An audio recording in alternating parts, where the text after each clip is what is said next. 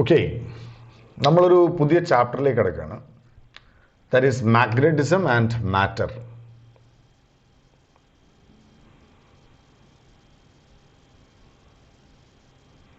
ഇതാണ് ചാപ്റ്ററിൻ്റെ പേര്, മാഗ്നറ്റിസം ആൻഡ് മാറ്റർ.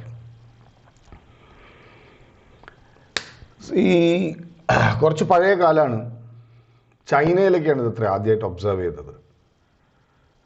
മാഗ്നറ്റൈറ്റ് കേട്ടില്ലേ? Magnetite, Fe3O4. അത്തരം മെറ്റീരിയൽ ഉള്ള കൂടുതൽ റോക്സ്, പാറകളിലൊക്കെ ഒരു അട്രാക്റ്റീവ് അല്ലെങ്കിൽ റിപ്പൽസീവ് പ്രോപ്പർട്ടി ഒബ്സർവ് ചെയ്തു. അത്ഭുതക്കല്ല് എന്നൊക്കെ ആയിരിക്കും അന്നേരം വിളിച്ചിട്ടുണ്ടാവുക അല്ലേ?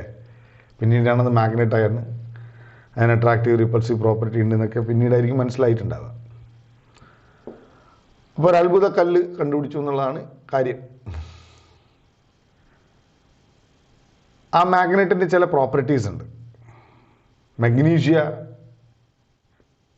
മാഗ്നറ്റൈറ്റ്, ഇതൊക്കെയാണ് മാഗ്നറ്റ്സ് എന്ന വാക്കിലേക്ക് എത്തുന്നത്. മഗ്നീഷ്യ ഒരു സ്ഥലത്തിൻ്റെ പേരാണ്. മാഗ്നറ്റൈറ്റ് ഒരു എലമെൻ്റ് ആണ്, സോറി ഒരു കോമ്പൗണ്ടാണ്, Fe3O4. അതെ, അപ്പം അതൊക്കെ ആയിട്ട് ബന്ധപ്പെട്ടതാണ്. NCERT പുസ്തകത്തിൽ ഡിസ്ക്രിപ്ഷനായിട്ട് അങ്ങനെയൊക്കെ പറഞ്ഞിട്ടുണ്ട്. ജസ്റ്റ് ഒന്ന് പറഞ്ഞു വെച്ചിരുന്നാൽ മതി. ഇനി ചില പ്രോപ്പർട്ടീസ് ഒന്ന് നോട്ട് ചെയ്ത് വെച്ചോളൂ. Attractive property. Magnet attracts substances like iron, cobalt, nickel, etc. towards it. Okay, ഒരു മാഗ്നറ്റിൻ്റെ എഴുതി വെച്ചല്ലോ, ഒരു മാഗ്നറ്റിൻ്റെ ഇത്തരം അട്രാക്റ്റീവ് പ്രോപ്പർട്ടീസ്, ഒരു ഐഡിയൽ മാഗ്നറ്റിനാണെങ്കിൽ ഇത്തരം അട്രാക്റ്റീവ് പ്രോപ്പർട്ടീസ് മുഴുവനും കോൺസെൻട്രേറ്റ് ചെയ്തിരിക്കുന്ന സ്ഥലമുണ്ട്. അത് രണ്ട് അറ്റങ്ങളിലേക്കാണ് പോവുക. ഓക്കെ, അതാണ് പോൾ ഓഫ് എ മാഗ്നറ്റ് എന്ന് പറയും. അത് ശരിക്കും അറ്റത്തല്ല, അറ്റത്ത് കുറച്ച് ഉള്ളിലേക്ക് അത്രേ പോൾ ഓഫ് എ മാഗ്നറ്റ്. രണ്ട് പോൾസ് ഉണ്ടാവും. ഒന്നിനെ നമ്മൾ നോർത്ത് പോൾ എന്ന് വിളിക്കും, മറ്റൊന്നിനെ സൗത്ത് പോൾ എന്ന് വിളിക്കും. നോർത്ത് പോൾ എന്ന് പറഞ്ഞാൽ നോർത്ത് സീക്കിംഗ് പോളാണ് നോർത്ത് പോൾ. എങ്ങനെയാണ്? ഇതൊക്കെ ആവശ്യത്തിനുള്ള പോയിന്റ്സ് ഒക്കെ എഴുതി വെക്കണം നോട്ട് എഴുതുമ്പോൾ. നോർത്ത് പോളിംഗ് സീക്കാണ് north pole, sorry north seeking പോളാണ് നോർത്ത് പോൾ. എന്ന് വെച്ചാൽ നിങ്ങൾ ഈ കാന്തത്തിൻ്റെ കഷ്ണത്തിനെ ഒരു ത്രെഡ് മേൽ കെട്ടിയിട്ടാൽ ഒരറ്റം എപ്പോഴും എർത്തിൻ്റെ നോർത്തിലേക്ക് നോക്കി നിൽക്കും. അതാണ് നോർത്ത് പോൾ. അപ്പോൾ സ്വാഭാവികമായിട്ടും മറ്റേറ്റം സൗത്തിലേക്ക് നോക്കി നിൽക്കും. അതാണ് സൗത്ത് പോൾ. ഈ പോളുകൾ തമ്മിലുള്ള ദൂരത്തിൻ്റെ പേരാണ് മാഗ്നറ്റിക് ലെങ്ത്. നേരെ മറിച്ച് ഇതിൻ്റെ മൊത്തം ശരിക്കുള്ള നീളമാണ് ജോമെട്രിക് ലെങ്ത്. ജോമെട്രിക് ലെങ്ത് അപ്പം മാഗ്നറ്റിക് ലെങ്ത്തിനേക്കാളും കുറച്ച് കൂടുതലായിരിക്കും. ഇത് നമ്മൾ തിയറിറ്റിക്കലി അങ്ങ് പറയുന്നു എന്ന് മാത്രമേ ഉള്ളൂ. പരീക്ഷയിൽ ഇങ്ങനെ രണ്ടായിട്ടോ അല്ലെങ്കിൽ നിങ്ങളുടെ പുസ്തകത്തിൽ രണ്ടായിട്ടോ ലെങ്ത് ഒന്നും തരുമൊന്നുമില്ല. ലെങ്ത് ഓഫ് എ മാഗ്നറ്റ് എന്ന് പറഞ്ഞാൽ നമ്മളങ്ങ് എടുക്കുകയാണ്. പക്ഷേ ഇത് നമ്മൾ അറിഞ്ഞു വെക്കുന്നത് നല്ലതാണ്. നിയർലി 0.8 ടൈംസ് ജോമെട്രിക് ലെങ്ത് ആണ് മാഗ്നറ്റിക് ലെങ്ത് വരിക. മാഗ്നറ്റിക് ലെങ്ത് കുറച്ച് കുറവായിരിക്കും. അപ്പം നോർത്ത് സീക്കിംഗ് പോളാണ് നോർത്ത് പോൾ, സൗത്ത് സീക്കിംഗ് പോളാണ് സൗത്ത് പോൾ. പോളുകൾക്കിടയിലുള്ള ദൂരത്തിൻ്റെ പേരാണ് the distance between the poles is known as the magnetic length, while the actual geometric length is known as the geometric length. Okay, ഇത്രയും കാര്യങ്ങൾ എഴുതിയല്ലോ. ഇനി നിങ്ങൾക്ക് എഴുതാവുന്നത് directive പ്രോപ്പർട്ടിയാണ്. ഡയറക്റ്റീവ് പ്രോപ്പർട്ടി ഞാൻ നേരത്തെ പറഞ്ഞ പോലെ കാര്യം തന്നെ. When you freely suspend A bar magnet, one of the pole always seek towards north and the other towards south. North seeking pole is north pole and south seeking pole is south pole. Pinnathur property, the two poles of a magnet have equal strength. Rendu poles nu ore strength aayirikkum. We cannot make an isolated monopole. അടുത്ത പ്രോപ്പർട്ടിയാണ്. നമുക്കൊരിക്കലും ഒരു കാന്തത്തിനെ മോണോപോളായി convert ചെയ്യാൻ പറ്റില്ല. ഇപ്പോൾ charge എടുക്കുമ്പോൾ നിങ്ങൾക്ക് dipole ഉണ്ട്, +Q -Q ഉണ്ട്. അതിനെ പക്ഷേ നിങ്ങൾക്ക് +Q മാത്രമായിട്ടും -Q മാത്രമായിട്ടും മാറ്റാൻ പറ്റും. പക്ഷേ നിങ്ങളൊരു മാഗ്നറ്റ് എടുക്കുമ്പോൾ അതിന് നോർത്തും സൗത്തും എപ്പോഴും ഒരുമിച്ച് ഉണ്ടാവുള്ളൂ. നോർത്തിനെ മാത്രമാക്കിയിട്ടോ സൗത്തിനെ മാത്രമാക്കിയിട്ടോ നിങ്ങൾക്ക് മാറ്റാൻ പറ്റില്ല. പിന്നെ like poles of magnet repels while unlike poles of magnets attracts. ഇത്രയും കാര്യങ്ങൾ നമുക്ക് പ്രോപ്പർട്ടീസ് ഓഫ് മാഗ്നറ്റിനെ കുറിച്ച് ചോദിച്ചാൽ അത്രയും കാര്യങ്ങൾ നമുക്ക് പറയാൻ പറ്റും. ഓക്കെ, പ്രോപ്പർട്ടീസ് ഓഫ് മാഗ്നറ്റിനെ കുറിച്ച് ചോദിച്ചാൽ. ഇനി അടുത്ത മോളിക്കുലാർ തിയറി ഓഫ് മാഗ്നറ്റിസം എന്നാ പറയാം. ഒന്നുമില്ല, നമുക്ക് എന്തുകൊണ്ട് മാഗ്നറ്റിസം അറൈസ് ചെയ്യുന്നു, കൂടുതലും തിയറിറ്റിക്കൽ എക്സ്പ്ലനേഷനാണ് ആദ്യത്തെ ക്ലാസ്. എന്തുകൊണ്ട് മാഗ്നറ്റിസം അറൈസ് ചെയ്യുന്നു, ഒരു മാറ്റർ എന്തുകൊണ്ട് മാഗ്നറ്റാണ്. നമ്മൾ പഠിച്ചിരുന്നില്ലേ, കറണ്ട് ക്യാരിയിങ് കോയിലിന് മാഗ്നറ്റിക് ഫീൽഡ് ഉണ്ടാക്കും, സർക്കുലേറ്റിംഗ് ചാർജിന് മാഗ്നറ്റിക് ഫീൽഡ് ഉണ്ടാക്കും എന്നല്ലേ നമ്മൾ പഠിച്ചത്. നിങ്ങളൊന്ന് ആലോചിച്ച്, ഒരു ആറ്റത്തിൽ എന്താ സ്ഥിതി? ഒരു ആറ്റത്തിൽ സെൻട്രൽ ന്യൂക്ലിയസിനെ ചുറ്റി കറങ്ങുന്ന ഇലക്ട്രോൺസ് അല്ലേ. അപ്പോൾ ഇലക്ട്രോൺസ് അണ്ടർ മോഷൻ അല്ലേ. ചാർജ് അണ്ടർ മോഷൻ എന്തുണ്ടാക്കും? മാഗ്നറ്റിക് ഫീൽഡ് ഉണ്ടാക്കും. അങ്ങനെ നോക്കുമ്പോൾ നമുക്ക് പറയാൻ പറ്റും ഓരോ ആറ്റവും ഓരോ മാഗ്നറ്റാണ്. എന്തുകൊണ്ട്? ഇലക്ട്രോണിൻ്റെ മോഷൻ കൊണ്ട്. ഇലക്ട്രോണിന് ആറ്റത്തിനകത്ത് എന്തൊക്കെ തരത്തിലുള്ള മോഷൻ ഉണ്ട്? ഇലക്ട്രോണ് ആറ്റത്തിനകത്ത് സ്പിന്നിങ്, എന്താ പറയുക, ഓർബിറ്റിംഗ് മോഷനുണ്ട്, സ്പിന്നിങ് മോഷനുണ്ട് അല്ലേ. ആറ്റത്തിനകത്ത് ഓർബിറ്റൽ മോഷനുണ്ട്, സ്പിന്നിങ് മോഷനുണ്ട്. എന്താ അപ്പം അതിൻ്റെ അർത്ഥം? ഇങ്ങനെയും തിരിയും, സ്വന്തം ആക്സിസിനെ ബേസ് ചെയ്തിട്ടും തിരിയും. ഈ രണ്ട് കാരണങ്ങൾ കൊണ്ടും ആറ്റത്തിന് എന്ത് കയറി വരാം? മാഗ്നറ്റിസം ഉണ്ടാവാം. അപ്പോൾ ഒരാൾ ചോദിക്കുകയാണ്, എങ്ങനെയാണ് ആറ്റത്തിന് മാഗ്നറ്റിസം ഉണ്ടാകുന്നത്, അല്ലെങ്കിൽ മാറ്റർ എന്തുകൊണ്ട് മാഗ്നറ്റാണ്?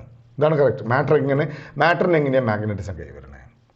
അപ്പോൾ നമ്മുടെ ഉത്തരം, മാഗ്നറ്റിൽ ഓരോ ആറ്റങ്ങളും ഓരോ, അല്ലെങ്കിൽ ആ മാറ്ററിൽ ഓരോ ആറ്റവും ഓരോ മാഗ്നറ്റാണ്. അപ്പോൾ ആൾ ചോദിക്കുന്നു, അങ്ങനെ ആറ്റം മാഗ്നറ്റ് ആവുന്നത്?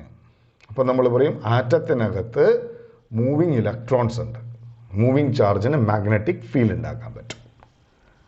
അപ്പോൾ ആൾ ചോദിക്കുന്നു, എത്ര തരം മോഷൻ ഉണ്ട് അങ്ങനത്തെ? അപ്പോൾ നമ്മൾ പറയും, രണ്ട് തരം മോഷൻ ഉണ്ട്. ഒന്ന് ഓർബിറ്റൽ മോഷനുണ്ട്, രണ്ട് സ്പിൻ മോഷനുണ്ട്. അപ്പോൾ എഴുതി വെച്ചോളൂ, matter has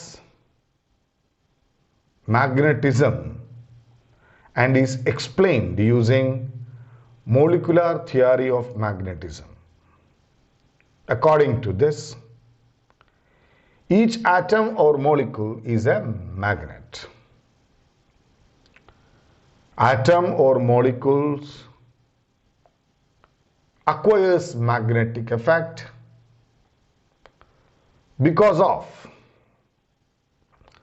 orbital as well as spinning motion of electrons. അപ്പോൾ വിളിക്കും, എങ്ങനെ സാറേ അങ്ങനെ പച്ചയ്ക്ക് പറയുക?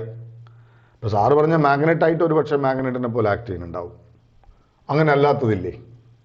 അങ്ങനെയാണെങ്കിൽ നമ്മുടെ കല്ലും മണ്ണും ഒക്കെ ഉണ്ടാക്കിയിരിക്കുന്ന ആറ്റങ്ങളുണ്ടല്ലേ, കല്ലും മണ്ണൊന്നും മാഗ്നറ്റ് അല്ലല്ലോ. അപ്പോൾ അതിലെന്തേ കറങ്ങുന്ന ഇലക്ട്രോൺ ഇല്ലേ? ഉത്തരം എല്ലാത്തിലും ഉണ്ട്. പക്ഷെ എന്താ സംഭവം എന്ന് വെച്ചാൽ, ഞാൻ പറഞ്ഞല്ലോ, ഓരോ ആറ്റം ഓരോ മാഗ്നറ്റ് പോലെയാണ്. അറ്റോമിക് മാഗ്നറ്റ് അല്ലെങ്കിൽ മോളിക്കുലാർ മാഗ്നറ്റ് ആണ്. ഓരോന്നിനും ഓരോ നോർത്ത് സൗത്ത് ഉണ്ട്, but they are randomly aligned. ഉണ്ടല്ലേ, നോർത്ത് സൗത്ത് എന്നുള്ള രീതിയിൽ ഇങ്ങനെ റാൻഡംലി അലൈൻഡ് ആണ്. So that the net magnetic moment is 0. Okay, net magnetic moment 0 ആണ്. അപ്പോൾ റാൻഡംലി അലൈൻഡ് ആയതുകൊണ്ടാണ് നെറ്റ് മാഗ്നറ്റിക് മൊമെന്റ് 0 ആവുന്നത്. ഇനി നമ്മൾ എങ്ങാനും ഒരു മാഗ്നറ്റിക് ഫീൽഡ് കൊടുത്തു വിചാരിക്കുക, നമ്മളൊരു അഡീഷണൽ മാഗ്നറ്റിക് ഫീൽഡ് കൊടുത്താൽ ഈ ഓരോ മാഗ്നറ്റും എന്ത് ചെയ്യാൻ തുടങ്ങും? ഇങ്ങനെ അലൈൻ ചെയ്യാൻ തുടങ്ങും. അതുകൊണ്ടല്ലേ നമ്മൾ ഒരു കാന്തത്തിൻ്റെ മേലെ ഒരുപാട് കാലം ഒരു ബ്ലേഡിനെയൊക്കെ വെച്ച് വിചാരിക്കുക. നിങ്ങളൊരു ബ്ലേഡ് എടുക്കുക, ഒന്നും വേണ്ട, ഇപ്പം തന്നെ ചെയ്ത് നോക്കാവുന്നുള്ളൂ. ഒരു ബ്ലേഡ് എടുക്കുക, എന്നിട്ട് ഒരു കാന്തത്തിൻ്റെ മുകളിൽ ഇട്ട് വെക്കുക, ഇന്ന് രാവിലെ ഇട്ട് വെക്കുക. ഒരു ഉച്ചയാവുന്ന സമയത്ത്, ഉച്ചയൊന്നും ആവണ്ട, അതിന് മുമ്പേ തന്നെ വളരെ പെട്ടെന്ന് തന്നെ സംഭവിക്കും. ആ ബ്ലേഡ് എടുത്തിട്ട് വേറൊരു ബ്ലേഡിൻ്റെ മുകളിൽ വെച്ച് ആ ബ്ലേഡ് പറ്റി പിടിക്കുന്നതാണ്. എന്താ കാര്യം? കാന്തമല്ലാത്ത ബ്ലേഡ് എന്തായി മാറി? കാന്തായി മാറി. എന്താ സംഭവിച്ചത്? ഇപ്പം ബ്ലേഡ് കാന്ത അല്ലാത്തത് ബ്ലേഡിലുള്ള ആറ്റങ്ങൾ കാന്ത അല്ലാത്തതുകൊണ്ടല്ല, ബ്ലേഡിലുള്ള ആറ്റങ്ങൾ റാൻഡംലി ഓറിയൻറ്റഡ് ആണ്. ഇനി നിങ്ങൾ എക്സ്റ്റേണൽ മാഗ്നറ്റിക് ഫീൽഡ് കൊടുക്കുമ്പോൾ ഈ മാഗ്നറ്റുകൾ എന്ത് ഫീൽ ചെയ്യും? ടോർക്ക് ഫീൽ ചെയ്യും. നമ്മൾ പഠിച്ചാണ് എന്നിട്ട് അവനൊക്കെ എന്ത് ചെയ്യാൻ തുടങ്ങും? ഒരു പർട്ടിക്കുലർ ഡയറക്ഷനിലേക്ക് ഒരു അലൈൻമെൻറ്റ് ഇങ്ങനെ സ്റ്റാർട്ട് ചെയ്യും. നേരത്തെ എന്തായിപ്പോയത്? നള്ളിഫൈഡ് ആയിപ്പോയത് പല പല ഡയറക്ഷനിലേക്കായിരുന്നു. ഇപ്പോൾ എക്സാക്ട്ലി പാരലലൊന്നും ആവില്ല, എന്നാലിങ്ങനെ ഏതാണ്ട് പാരലൽ ആയതുപോലെ ലൈൻ ചെയ്യും. അപ്പോൾ ഒരു സൈഡ് നോർത്തായിട്ടും മറ്റൊരു സൈഡ് മറ്റേ അങ്ങനെയല്ല, നോർത്ത് സൗത്തിനെ വിഴുങ്ങി, സൗത്ത് നോർത്തിനെ വിഴുങ്ങി, ഇങ്ങനെ നോർത്ത് സൗത്തും വിഴുങ്ങി, പരസ്പരം നോർത്തുകളും സൗത്തുകളും വിഴുങ്ങി വിഴുങ്ങി തീരുകയായിരുന്നു. ഇപ്പോൾ അതല്ല. ഇപ്പോൾ individual molecular magnets start to align along the direction of the field and the substance get magnetized. Okay? ഇനി നമുക്ക് കുളോംസ് ലോ ഓഫ് മാഗ്നറ്റിസം ഉണ്ട്. ഇത് തന്നെ നമ്മൾ ഇലക്ട്രോസ്റ്റാറ്റിക്സിലും പഠിച്ചു.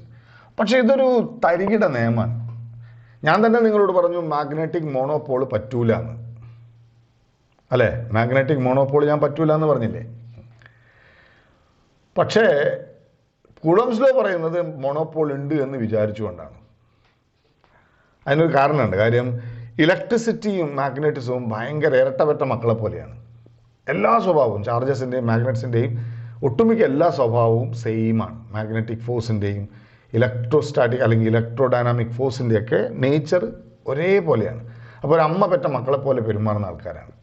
അപ്പോൾ അന്നത്തെ ശാസ്ത്രകാരന്മാർ വിചാരിച്ചു ഇലക്ട്രിസിറ്റീനെ നമ്മൾ എങ്ങനെയാണോ പഠിക്കുക അതേപോലെ നമുക്ക് മാഗ്നറ്റിസത്തെക്കുറിച്ചും പഠിക്കാൻ പറ്റും. പക്ഷെ അവർക്ക് മാഗ്നറ്റിക് മോണോപോളിനെ കണ്ടെത്താൻ പറ്റിയില്ല. ചാർജ് എന്ന് പറയുമ്പോൾ ഒരു മോണോപോളിനെ കണ്ടെത്താൻ പറ്റിയില്ല. പക്ഷെ അവർക്കൊരു വിശ്വാസം ഉണ്ടായിരുന്നു, എല്ലാം ഒരേപോലെ ആയതുകൊണ്ട് മോണോപോൾ എന്തെങ്കിലും ഒരിക്കൽ കണ്ടെത്തും എന്ന് വിശ്വസിച്ചിരുന്നവർ. അതുകൊണ്ട് അവർ മോണോപോൾ ഉണ്ട് എന്നും വിചാരിച്ചിട്ടാണ് നിയമം ഉണ്ടാക്കിയത്. ഓക്കെ, ഒന്നുമില്ല, രണ്ട് മോണോപോളുകൾ ഉണ്ടെന്ന് വിചാരിക്കുക, മോണോപോൾസ്. അതൊരു വലിയ ലിമിറ്റേഷൻ തന്നെയാണ്. അങ്ങനെ മോണോപോൾസ് പോസിബിൾ അല്ല. പോളിൻ്റെ സ്ട്രെങ്ത് ആണ് P1 എന്നൊക്കെ ഞാൻ പറഞ്ഞാൽ മനസ്സിലായല്ലോ. ഒരു കാന്തത്തിന് ഒരു നോർത്തും സൗത്തും ഉണ്ടാവുമല്ലോ. പക്ഷേ കുളംസ് ലോ പറയുകയാണെങ്കിൽ നിങ്ങൾ നോർത്തും സൗത്തും രണ്ടും ഉള്ളതല്ല, ഒന്ന് മാത്രമല്ല മാഗ്നറ്റ് ഉണ്ട്. അപ്പോൾ നമ്മൾ ഈ എടുത്തു കാണിക്കാൻ പറ്റൂല. അപ്പോൾ എനിക്ക് കാണിക്കാൻ പറ്റാത്തൊരുത്തിനെ കുറിച്ച് നിങ്ങളിങ്ങനെ നിയമം പറയുക. അപ്പം ശാസ്ത്രജ്ഞർ പറയുന്നതെന്ന് വെച്ചാൽ ഇലക്ട്രോസ്റ്റാറ്റിക്സിൽ ഞങ്ങൾ നിങ്ങളോട് പറഞ്ഞില്ലേ, അത് നിങ്ങൾ കാണിച്ചു തന്നില്ലേ. ഇലക്ട്രോസ്റ്റാറ്റിക്സിൻ്റെ നിയമങ്ങൾ എന്താണോ, ഇലക്ട്രോസ്റ്റാറ്റിക്സിൻ്റെ സ്വഭാവം എന്താണോ അത് തന്നെയാണ് മാഗ്നറ്റിസത്തിൻ്റെ സ്വഭാവം. അപ്പോൾ പിന്നെ അതും ഇതും ഒന്ന് തന്നെയായിരിക്കും. അപ്പോൾ ഇപ്പം നമുക്ക് കാണാൻ പറ്റാത്തതായിരിക്കും, എന്തായാലും അങ്ങനെ ഒന്നും ഉണ്ടാവും എന്നാ വിചാരിക്കണേ. അങ്ങനെ വിചാരിച്ചുകൊണ്ടൊരു നിയമം ഉണ്ടാക്കുക. അപ്പോൾ നിങ്ങളൊരു കാര്യം തെറ്റല്ലേ, ശരി തന്നെയാണ്, അതൊരു പ്രശ്നം തന്നെയാണ്, അതൊരു തെറ്റ് തന്നെയാണ്. ആ തെറ്റ് തൽക്കാലം സഹിക്കുക.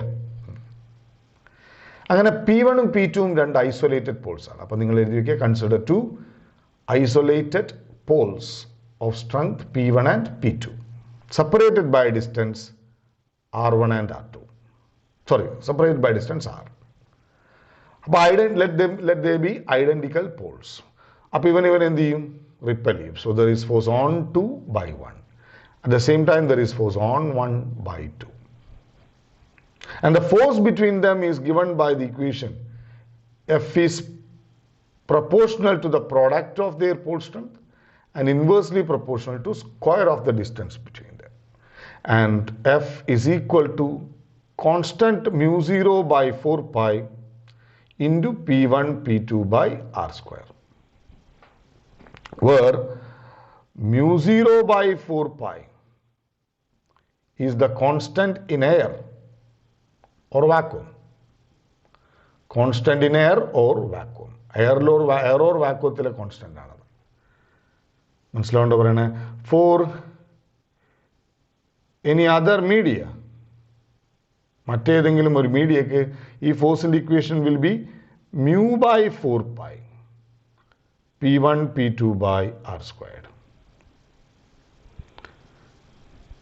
So mu 0 was for air while mu for any other media. And this mu is known as the permeability.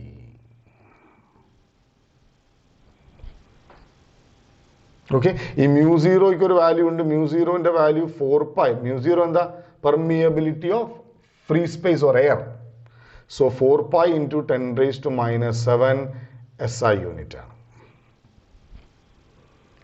4 pi into 10 raised to minus 7 SI unit ആണ്. എന്താണ് SI യൂണിറ്റ്? നമുക്ക് നോക്കാം. അതിന് മുമ്പേ unit of pole strength. Unit of pole strength. Pole സ്ട്രെങ്ത്തിന്റെ unit ampere metre ആണ്. പോൾ സ്ട്രെങ്ത്തിൻ്റെ യൂണിറ്റ് എന്താണ്? Ampere metre. അപ്പോൾ നമുക്ക് μ0ൻ്റെ വാല്യൂ അറിയാം. μ0ൻ്റെ ഇക്വേഷൻ തരട്ടെ. μ0 equal to 4πf r² by P1 P2 എന്ന് വരും അല്ലേ. അപ്പോൾ യൂണിറ്റ് ഓഫ് μ0 എന്താ വരിക? Newton metre square by ampere square metre square. കാര്യം പോൾ സ്ട്രെങ്ത് ആംപെയർ മീറ്റർ ആണ്. പോൾ സ്ട്രെങ്ത് ആംപെയർ മീറ്റർ ആണ്. അപ്പോൾ പോൾ സ്ട്രെങ്ത് ആംപെയർ മീറ്റർ ആകുമ്പോൾ അതിൻ്റെ സ്ക്വയർ എന്താ? P1 P2ൻ്റെ unit ampere square metre square. Okay. ഇപ്പോൾ ഇവിടെ മീറ്റർ സ്ക്വയർ വെട്ടി. So its unit will be newton ampere raise to -2 or kilogram metre second raise to -2 ampere raise to -2. ഇതാണ് Coulomb's law and or inverse square law. Okay okay. ഞാനിനി നിങ്ങൾക്ക് പറയുമ്പോൾ തന്നെ മനസ്സിലായി. ഞാൻ നേരത്തെ പറഞ്ഞില്ലേ അമ്മ പെറ്റ മക്കളെ പോലെ ഇരട്ട മക്കളെ പോലെ എന്ന് പറഞ്ഞില്ലേ. ഇനി അങ്ങോട്ട് പഠിപ്പിക്കുമ്പോൾ നിങ്ങൾക്ക് മനസ്സിലാവും. ഞാനൊരു സാധനം പുതിയ പഠിപ്പിക്കില്ല. നമ്മൾ ഇലക്ട്രോസ്റ്റാറ്റിക്സിൽ എന്തൊക്കെ പഠിപ്പിച്ചിട്ടുണ്ടോ അതേ സാധനങ്ങൾ ഇങ്ങനെ റിപ്പീറ്റ് ചെയ്യുന്നത് കാണും നിങ്ങൾ.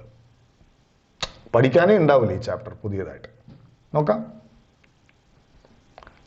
അടുത്ത നമ്മൾ പറയാൻ പോകുന്നത് dipole moment of A magnet. Dipole moment of A magnet. നമുക്കൊരു മാഗ്നറ്റ് എടുക്കാം. നമ്മൾ നേരത്തെ പറഞ്ഞ പോലെ തന്നെ ഒരു മാഗ്നറ്റിന് ഒരു നോർത്ത് പോളും ഉണ്ട്, ഒരു സൗത്ത് പോളും ഉണ്ട്. ഇവർ തമ്മിലുള്ള ദൂരത്തെ ഞാൻ 2L എന്ന് വിളിക്കാം. ഓക്കെ, 2L എന്ന് വിളിക്കാം. അപ്പം നിങ്ങൾ ഗാന്ധിനെ 2L എന്ന് വിളിച്ച് അതെന്താണെന്ന് വെച്ചാൽ നടുവിൽ നിന്നുള്ള ദൂരത്തിന് ഇമ്പോർട്ടൻസ് ഉണ്ട്, സെൻട്രൽ നിന്നുള്ള ദൂരത്തിന് ഇമ്പോർട്ടൻസ് ഉണ്ട്. അപ്പോൾ L എടുത്ത L/2 ആയിപ്പോൾ നമ്മൾ മറ്റടുത്ത് എടുത്ത പോലെ തന്നെ. Okay, now the dipole moment actually we represented using M. The dipole moment of a magnet is defined as the product of one of the pole strength and separation between the poles. So M equal to P into 2L. Okay. ഇനി അതിൻ്റെ ചോട്ടിൽ നിങ്ങൾക്ക് എഴുതാം dipole moment is A vector quantity. So in order to make the dipole moment a vector, we take that the length of the magnet is a vector starting from south to north. മറ്റടുത്തടുത്ത് പോലെ തന്നെ negative നിന്ന് പോസിറ്റീവിലേക്ക് നീളം എടുക്കുന്നതാണ് electric ഡൈപോളിൻ്റെ നീളം എന്ന് പഠിച്ചിരുന്നു അല്ലേ. അതേപോലെ സൗത്തിൽ നിന്ന് നോർത്തിലേക്ക് എന്ന് വെച്ചാൽ പോസിറ്റീവ് ചാർജ് പോലെയാണ് നോർത്ത്, നെഗറ്റീവ് ചാർജ് പോലെയാണ് സൗത്ത്. സൗത്തിൽ നിന്ന് നോർത്തിലേക്ക് എടുക്കുന്ന നീളം അതാണ് ഡയറക്ഷൻ. അപ്പം എങ്ങനെ പറയാം? 2L equal to a vector along direction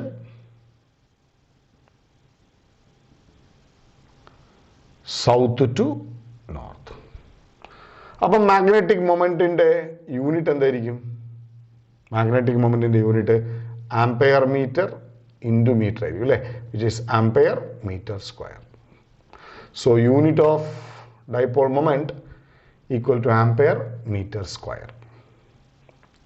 അപ്പോൾ ഡൈപോൾ മൊമെന്റിന്റെ direction is from south to north.